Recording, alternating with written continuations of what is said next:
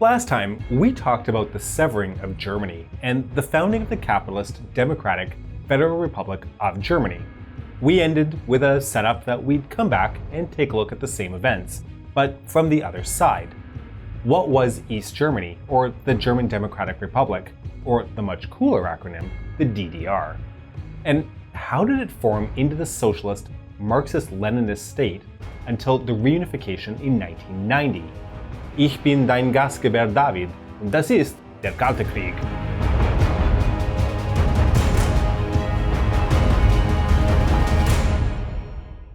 To begin with, we're going back for a third time on this channel to the Potsdam Conference. There is a reason we started there months and months ago. It had a massive impact on both Germanys, as you can guess. It was the conference held shortly after Germany's surrender in 1945, ending the Second World War in Europe. Half of the eastern parts of Germany were straight up annexed by Poland as a form of reparations for totally devastating the country. Soviet involvement notwithstanding, I guess. Remember when we said the last time a lot of the expelled Germans came from Poland and Czechoslovakia? Well, now you know why. After the Germans left, Polish settlers literally showed up and settled the region, many of whom had been dispelled themselves from parts of eastern Poland annexed by the Soviet Union. I'd also be remiss if I didn't go into one dark detail of this period of occupation, which I didn't get into in the West Germany video: sexual assault. Oh yeah, content warning for this section for those sensitive to the subject of sexual assault. Just fast forward to this time code to avoid it. I didn't get into this in the previous video because the three Western allies did not, as much, participate in the mass sexual assaults and rapes of Germans in the post-war moment. However, it was particularly endemic at the hands of the Red Army. Under the Soviets, this was an act of humiliation against the defeated Germans. The number of women raped by the Red Army is not known, but estimated to be in the hundreds of thousands, if not millions. Many women were raped repeatedly, some as often as the horrifying number 70 times. The Soviets did try to punish soldiers for committing these assaults, even executing some of the worst offenders, but still in the end, the mass sexual assault of German civilians would continue until 1948, and they really only halted it by containing soldiers to guarded posts and camps, physically separating them from the civilian population. While in the West, the number of victims was still in the 6 digits. War crimes are war crimes, no matter the country. Almost 200,000 women were made victims of US soldiers, and some more by British and French troops. This story has largely gone untold by historians, and when it has been written in the West, for years has been extremely focused on the Red Army's crimes.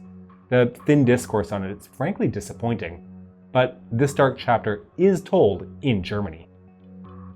Okay, dark section over. I just don't want to give the false idea that the victory of the Allies in World War II was all glory and honor, while the victory in the East was one strictly of terror. What was left of Eastern Germany after the Polish annexation was a Soviet-administered occupation zone. Now, in the Soviet occupation zone, the same programs of denazification and demilitarization took place as had occurred in the West, but just, how to put this, more. The Soviets didn't shy away from straight up confiscating factories owned by the government of Nazi Germany or former Nazis.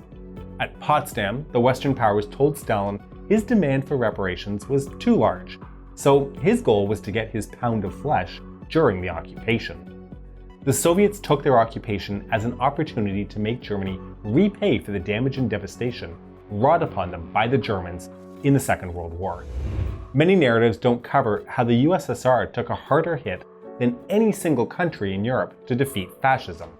The USSR lost a staggering 13.7% of their population.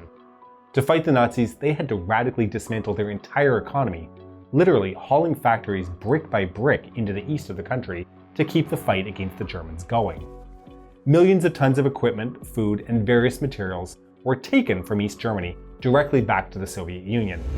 They weren't destroying German factories, however, but instead dismantling them brick by brick and shipping them back east to rebuild Soviet industry.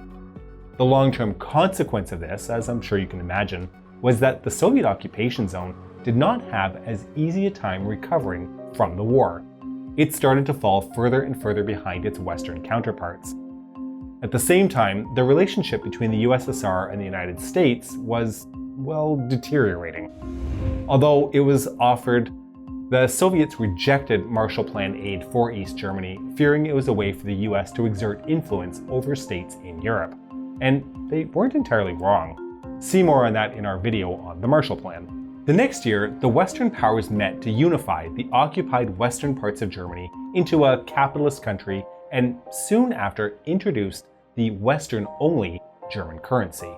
These moves further isolated the USSR and Eastern Germany. The Soviets were not pleased.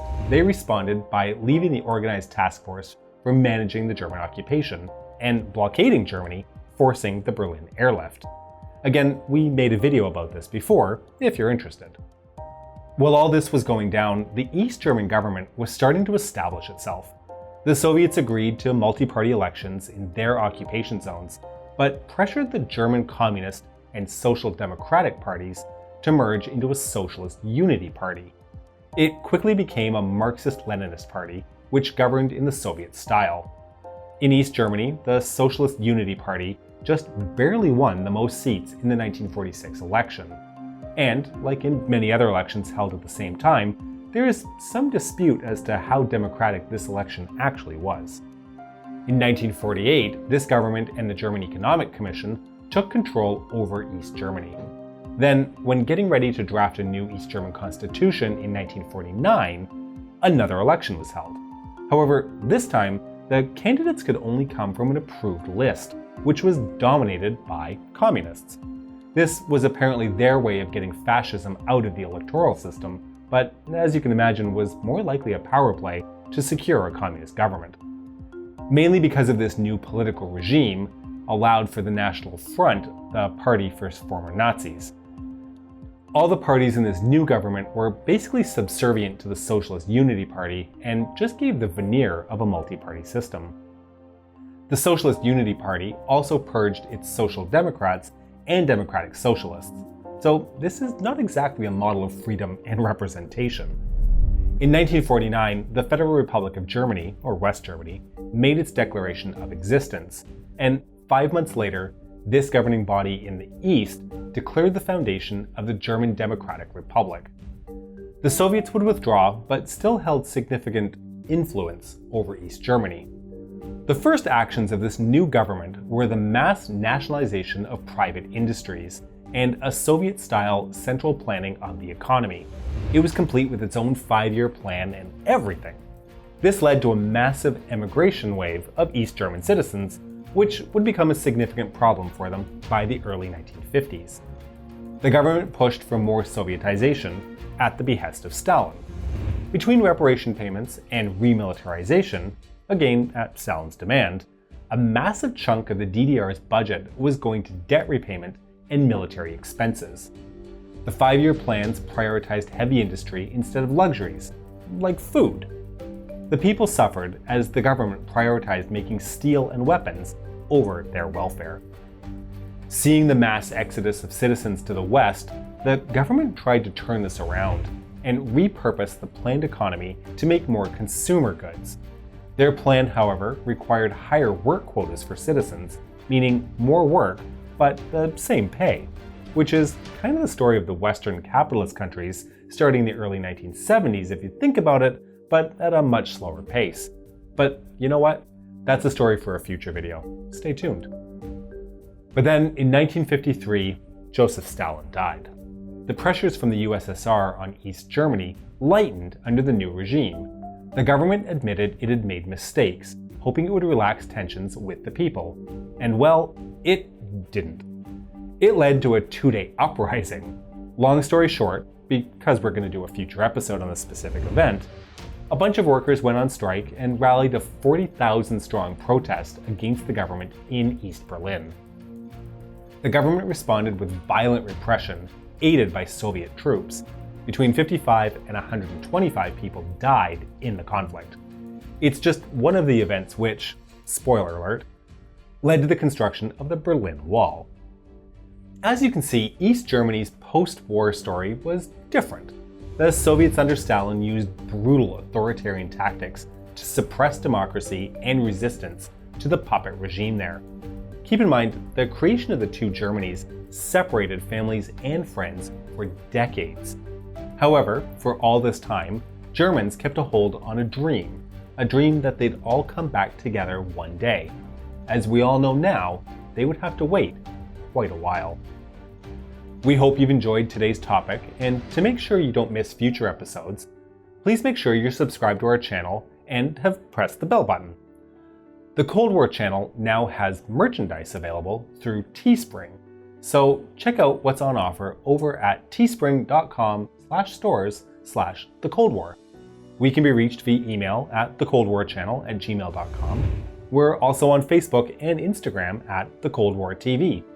Please consider supporting us via Patreon at www.patreon.com/thecoldwar. This is The Cold War channel, and don't forget, the trouble with the Cold War is that it doesn't take too long before it becomes heated.